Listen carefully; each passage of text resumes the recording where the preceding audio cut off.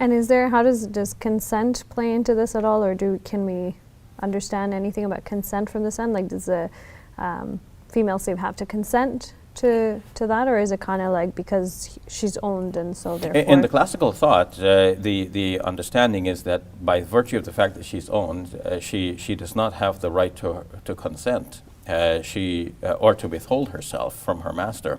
The master has the full right over her, and her consent does not play anything in this relationship. We should understand that in the ancient world, women did not have many rights, and even marriage was not as we might expect it today, like a relationship of equality between spouses. So in the Quran itself, a woman is, her husband is referred to as her Baal, which literally means her Lord. The interpreters thought of female slaves as having a secondary status, even below this, and that their consent did not matter in this relationship. They were fully owned, and the master had the right to all of the woman. In essence, generally in classical Islamic thought, it is taken for granted that a Muslim man can have up to 4 wives at once. And in addition to the 4 wives, he can have an unlimited number of concubines, which refer to women who are basically have slave status. When they are owned by her master, a woman owned by her master has to freely give herself to the master. The master has the right to have sexual relations with her as though she were one of his wives. The believers are those who guard their private parts except from their wives and what their right hands possess. But curiously enough, while this is often interpreted to mean that a man could have sexual relations with his female slaves, it is never interpreted to mean that a woman could have sexual relations with her male slaves. So this also shows you the psychology of Muhammad, that whenever he wanted something that he was being troubled by others, for example, marrying Zainab, for example, his wives are complaining about something. A verse will come in the Quran, yeah. This will come in the Quran and will give him exactly what he wants every time. The details of this scandal are so bad. I think Surah 66 Tahrim, and he goes to the point where he literally threatens the wives, Hafsa and Aisha, indirectly saying, like, if you go against Allah, will replace you, and all the believers and the angels and Allah is against you. So the psychological game it plays with the wives is they have this illusion of, they can say no, we want to leave you and stuff, but can they really? Because the backlash and the psychological manipulation is intense. So next one. All right, this one's interesting, where it says Yahya said that Malik related, again from Imam Malik. So Umar al-Khattab said, what's the matter with men who have intercourse with their slave girls and then dismiss them? Point is that he's admitting that there were lots of Muslim men who were just enslave women just to have intercourse with them and then just sell them or just dismiss them or just leave. Point is, it just reminds you that yes, sex slavery was a common thing. And it says here, no slave girl comes to me whose master confesses that he has had intercourse with her, but that I connect her child to him, whether or not he has practiced coitus interruptus or stopped having intercourse with her. So I think he's saying that if a slave gets pregnant, the master is denying it. Yeah. So it just goes back to the imbalance of power again. Exactly. With a marriage contract, you're agreeing to marry this woman and take care of her children. In the West, especially nowadays, and maybe all over the world, you are financially responsible as a father because you made the baby, and you're also responsible to care for the child's well-being and financial support and all that. Yeah, it's just saying that they wanted to have the cake and eat it too. They're having slave girls, but they're not willing to take responsibility for the babies that they're making. Right? Yeah. And again, is this good for society? That Muslim preacher yesterday was saying, oh, Islam is good for society, but is this good for society really? No. Creating a whole bunch of slaves that you can buy and sell and have babies with, and then even if it doesn't happen today, theoretically it can either come back, or even if it doesn't come back, the fact is this is all allowed as part of the religion. It's not condemned, right? Yeah. And what I want to make one point is, the Islamic history is full of this, like from the Mughal empires to the Afghanis, and then great Muslim scholars even had slaves from 15th, 16th century. They would have concubines, and they would admit to it. So it's Yeah. not that this was only happening in the first part of Islam. This lasted for a while. Yeah, and Uh, Jonathan Brown admits that too in his book. Yeah. We'll get to that.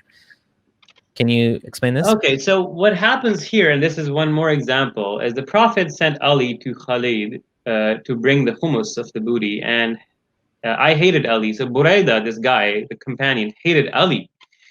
And Ali had taken a bath after a sexual act with a slave girl from the hummus. So yes, Ali, the cousin of the Prophet, and his son-in-law had sex with slave girls. And he was married to his daughter, by the way. He still allowed him to have sex with slave girls. So anyways, I said to Khalid, don't you see this Ali? When we reached the Prophet, I mentioned that to him, i.e. that he had sex with the slave girl. And then the Prophet asked, oh, Buraida, do you hate Ali? And Buraida said, yes. And then the Prophet replied, do you hate him? For he deserves more than that from the hummus. So he deserves even more slave girls, more war booty, more captives. Yeah, Yikes. he deserves. Yeah, he deserves that. Yeah, he's a good commander, I guess. So he gets Yeah. lots of booty. I mean, It gives a new meaning to the word booty. Eh? Okay. This one was really hilarious. You found this. You want to read this? Yeah, so this was I was just going through his last minute find. Aisha had a male slave and a female slave who were married. So there's a slave couple that Aisha owns. And I want to free them both. It makes sense. Yeah, if they're both married, just let them off, go free, they can enjoy their honeymoon. The messenger says, no, if you free them, start with the man first and then the woman. Like, Why do is you there do like that? it's like they're like does like the male slave have more value or takes precedence over female slaves? Why do you want to keep the female slave? Is this another form of patriarchy manifesting itself? Well, female slaves have certain benefits that male slaves don't have, right? So I don't know. maybe because the guy is free, like he can. Oh, okay.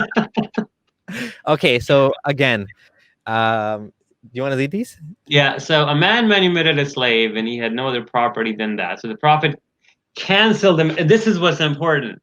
When Muslims say that the Prophet always encouraged freeing slaves, here's an example where the guy was already given away to pay. The Prophet canceled the manumission, canceled freeing of the slave, okay, and resold them to pay off debt.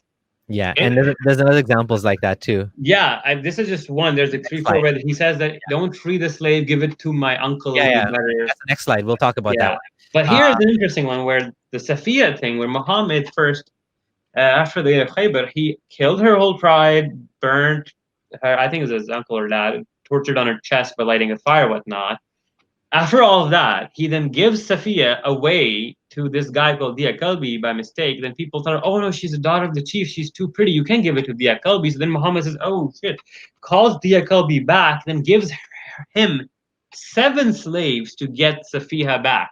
Point being, he's introducing 7 people into slavery to get one girl that he likes. And what I want to understand, you to understand that at this point, he already has a bunch of wives and a bunch of slaves. Like, why are you not satisfied? Why do you keep wanting more and more? The point is like slavery and like trading 7 for 1 again shows that slaves are a property, and they have varying values depending either on their skin color or their male or female and whatnot. And this shows that it's just despicable, like Mufti Abu Layth said. Yeah. Although I don't think Mufti Abu Layth was talking about Muhammad. He has to get out of condemning Muhammad, right? Yeah.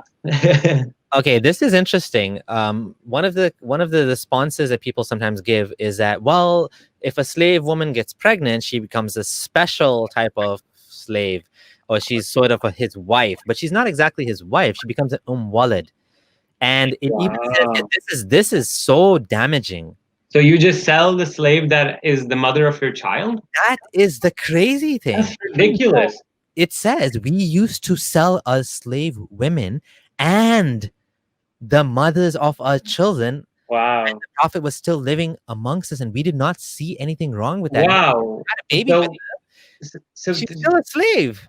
Wow, that's crazy. And if you, so the fiqh says that if you die, before she dies, she's freed.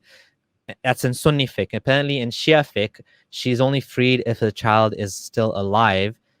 And her value is then deducted from this child's share of inheritance. I don't know the details about Shia fiqh. I just read that online. It may or may not be true, but this is what it said. So for Sunni fiqh, Wow. there's a sort of small advantage you have if you get pregnant with your slave master. So I mean, how is anyone defending this? Like, There is no defense. I mean, you can't defend this. Like, come on, if you want to think that in the 21st century you can try to make arguments or pro this stuff, I cannot help you any further. Like, how much, like, it's at this point, like, you have to, like, hold everybody's hand and drag him out of this, because this shouldn't need explaining. This should be self-explanatory exploitation of vulnerable people. It comes back to the more relativism, right? And I don't buy the argument that Islam wanted to free slaves just a gradual. Man, you did a spontaneous, hardcore smackdown on so many other things in Arabian society. You could have easily ended slavery. If you can end idolatry, usury, fornication, yeah, you can end this. And let's talk a little bit. Like, we gave examples where slavery was actually kept going. Like, okay, this is a good example. Like, let's talk about this. Yeah. So it says here that a man among us promised freedom to a slave after his death, and he did not have any property other than him. So the guy who owned the slave has already promised that if I die, you go free. So the prophet told him, what a beautiful thing to say. yeah, Hey, it's a nice, noble thing. Yeah, you're my slave. I'm going to die soon. You took good care of me. I'm going to free you. Now, let's see But what the prophet didn't free him. He sold him to another guy to pay off that again. In another hadith, it says the slave died the same year. Wow. Oh, wow. His Yeah, last that's in year of Bukhari, eh? life, he would have had a year of life as a free man. It was taken away from him because of Muhammad. Wow. The next one says in Ibn Majah, a man had 6 slaves and he did not have any other wealth apart from them, and he set them free when he died. The messenger of Allah divided them into groups, set 2 free, and left 4 as slaves. Gosh, dude, this guy is bad. Like, I am seriously getting pissed reading this stuff. Like, I'm getting pissed too. I'm getting pissed. Like, okay, you want to free slaves, and like, I want to swear right now, like, free them. Why are you doing this? Like, yeah, I know the Islamic thinking. You give a false. Just imagine the psychological backdrop of this.